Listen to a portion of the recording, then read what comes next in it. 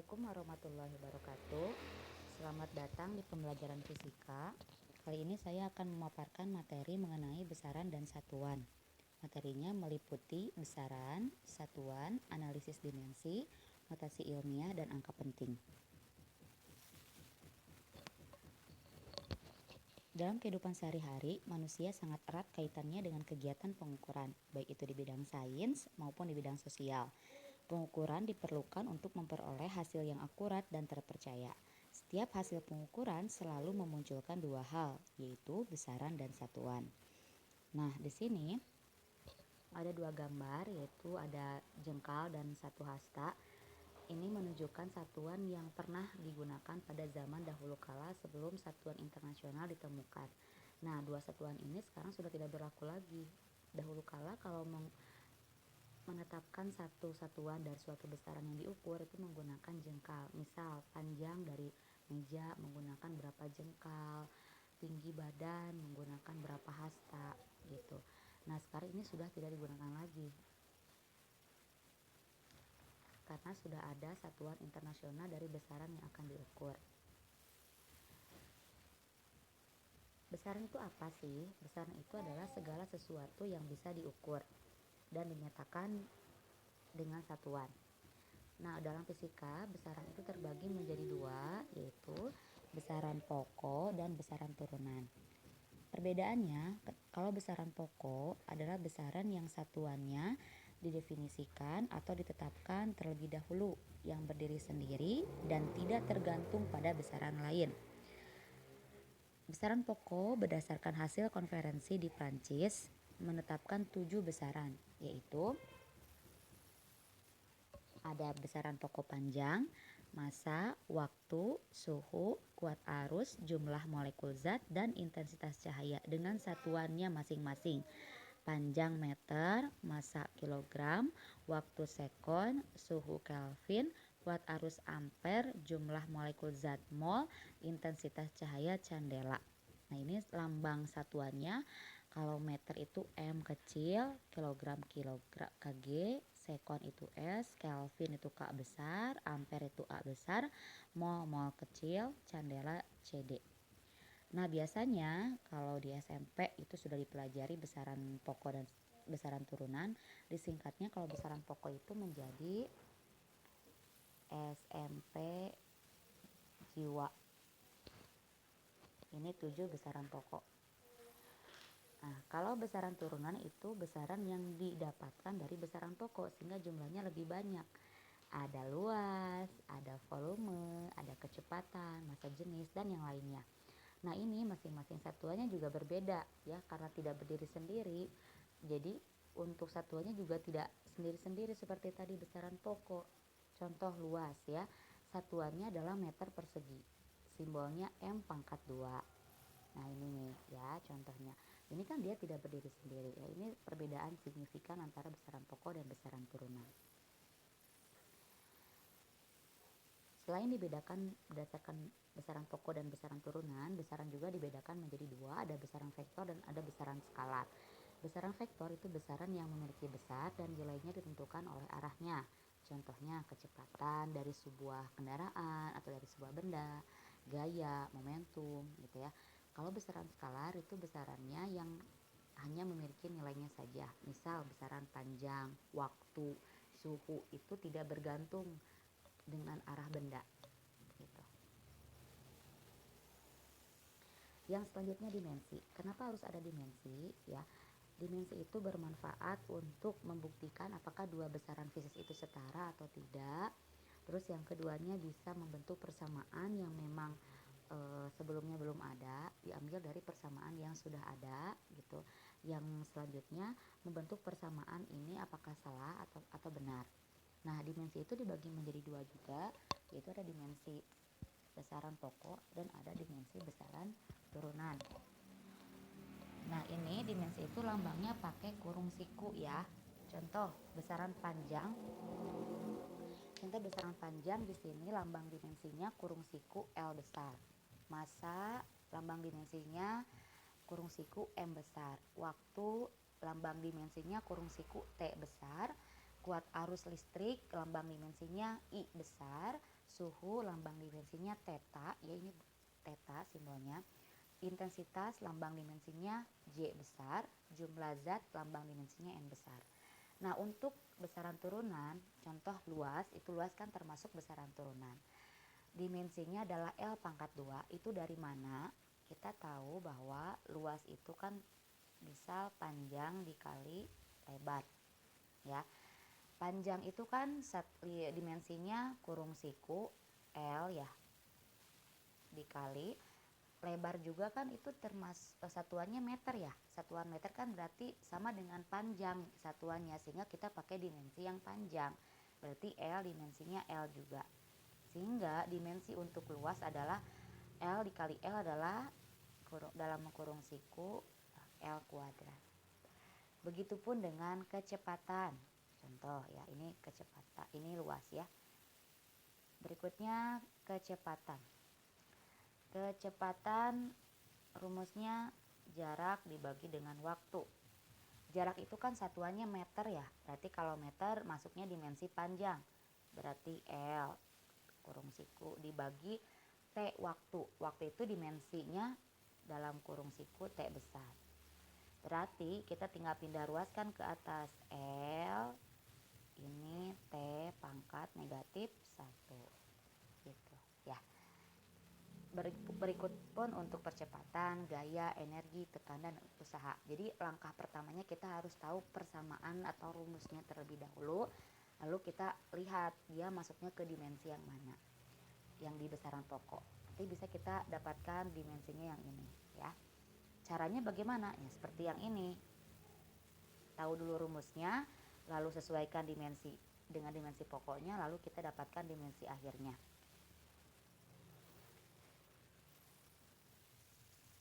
Contoh soal, dimensi dari momentum. Langkah pertama adalah kita harus tahu dulu rumusnya. Momentum itu simbolnya P sama dengan massa dikali dengan kecepatan. Ya, ini rumusnya. Rumusnya tahu dari mana? Nah, sekarang kan sudah zaman mobile, jadi silakan kalian bisa akses lewat Google, banyak sekali informasi mengenai rumus-rumus fisika. Jadi bisa lihat dulu rumusnya di Google, nanti kita selesaikan untuk mencari dimensinya. Untuk rumus momentum itu kan P sama dengan M dikali V. M itu kan massa. Massa itu dimensinya M besar dalam kurung siku dikali V itu udah ada kan tadi ya di tabel, L dikali T pangkat negatif 1. Jadi dimensi untuk momentum adalah M dikali L dikali T pangkat negatif 1. Energi kinetik rumusnya adalah setengah kali M dikali V kuadrat. Karena ini untuk mencari dimensi, kita yang setengahnya tidak diikut sertakan. Kita lihat dimensi massa yaitu M dalam kurung siku, lalu V kuadrat, berarti yang tadi yang di dalam tabel itu tinggal dikuadratkan ya. Kan V itu L aja dan T pangkat negatif 1, karena ini pangkatnya negatif 2, jadi pangkatnya 2 berarti ini L kuadrat, yang ini T-nya jadi negatif 2. Jadi untuk dimensi dari energi kinetik adalah M dikali L pangkat 2 dikali T pangkat negatif 2.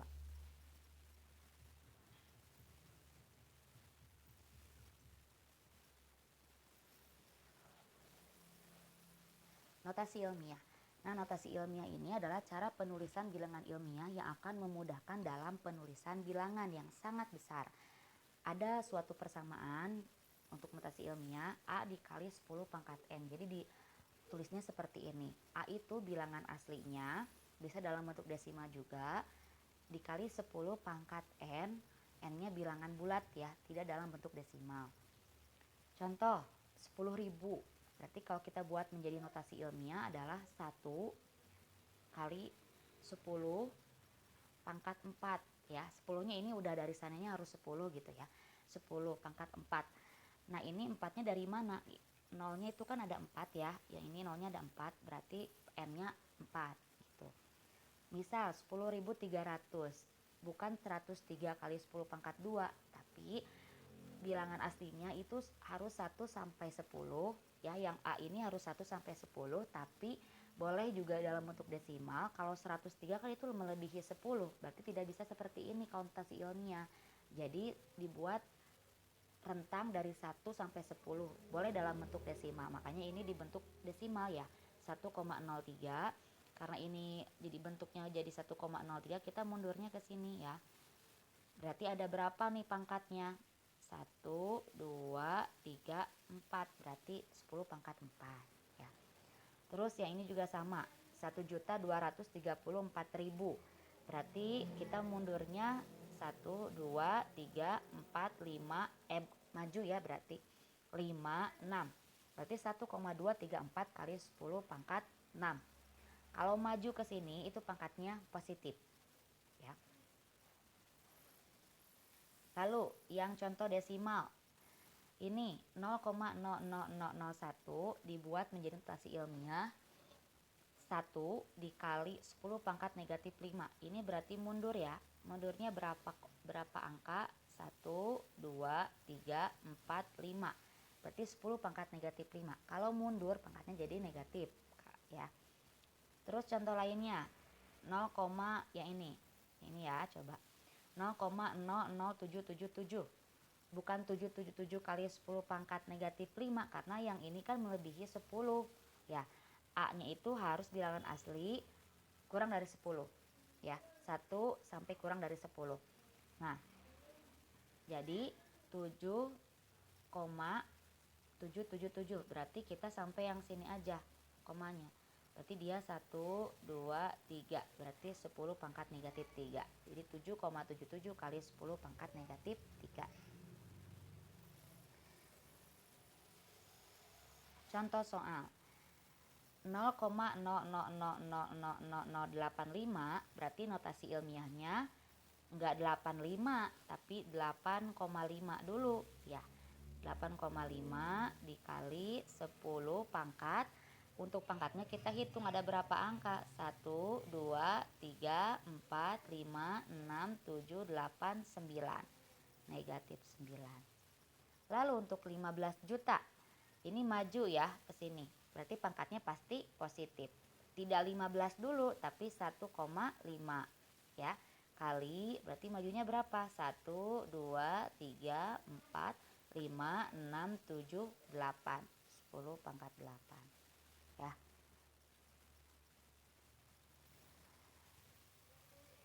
Aturan angka penting. Aturan angka penting ini diperuntukkan untuk menuliskan hasil pengukuran. Nah, aturan angka penting ini ada 5. Yang pertama, semua angka bukan 0 merupakan angka penting. Contoh, 2,34 berarti memiliki 3 angka penting, yaitu 2, 3, dan 4. 5,678 berarti berapa angka pentingnya? Ada 4, yaitu angka 5, angka 6, angka 7, angka 8. Jadi semua angka bukan 0 merupakan angka penting. Yang kedua, semua angka 0 yang terletak di antara angka bukan 0 merupakan angka penting. Contoh 4,0006, nolnya diapit oleh angka bukan 0, berarti si 00 itu termasuk angka penting, sehingga 4,006 memiliki 4 angka penting, yaitu 4, 0, 0, dan 6. Berikut pun 3,03 berarti dia memiliki 3 angka penting, yaitu 3, 0, dan 3 gitu ya. Nomor 3, angka 0 yang terletak di sebelah kanan, angka bukan 0 merupakan angka penting di sebelah kanan ya. Contoh 3000. 3000 ini nolnya di sebelah kanan angka 3 ya.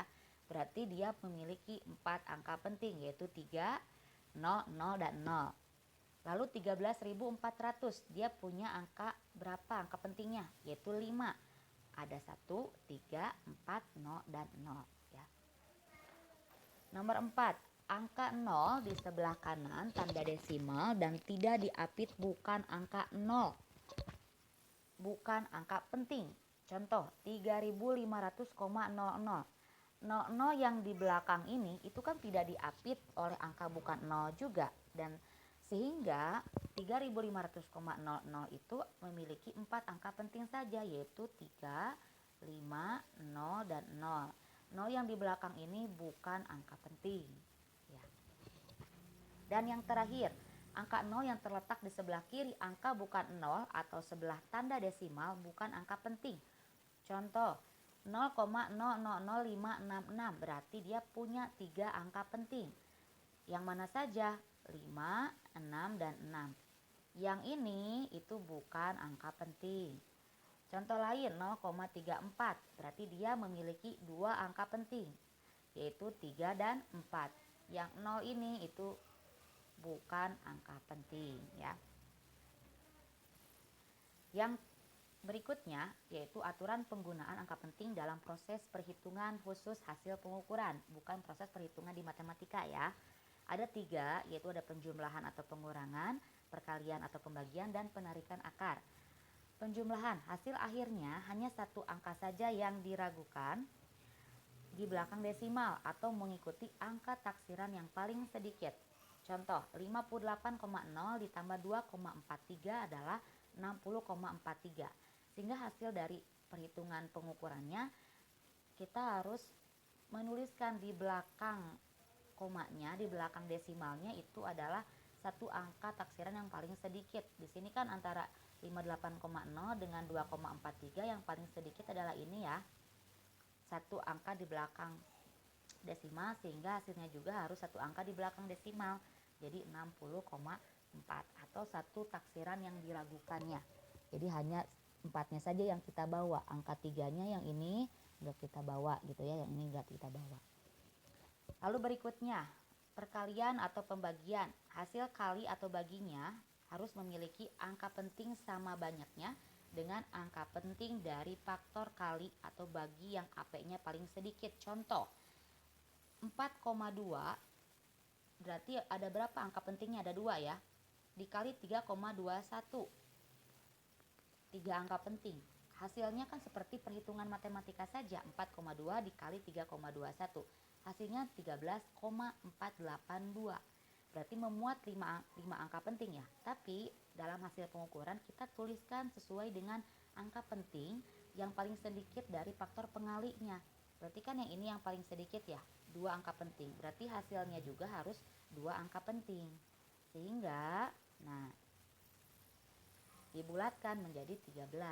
Berarti kan 13 ini dia 2 angka penting ya, 1 dan 3, sama dengan faktor pengalian ini. Gitu ya. Jangan ini hasilnya, jangan yang ini, tapi hasilnya yang ini ya, 13. Untuk hasil pengukuran, berbeda dengan perhitungan matematika ya. Yang terakhir, penarikan akar. Hasil penarikan akar hanya memiliki AP yang ditarik akarnya. Contoh, akar 4,25. Akar 4,25 kan dia memiliki ini 3 angka penting. Hasilnya kan kalau ditarik akar 4,25 itu ini ya, 2,061, 552, 8128. Nah, sehingga untuk hasil penarikan akarnya jadi 3 angka penting saja. Diambil yang dari terdepan, 2,06. Ini yang betul. Sekian penjelasan materi kali ini. Semoga bermanfaat. Wassalamualaikum warahmatullahi wabarakatuh.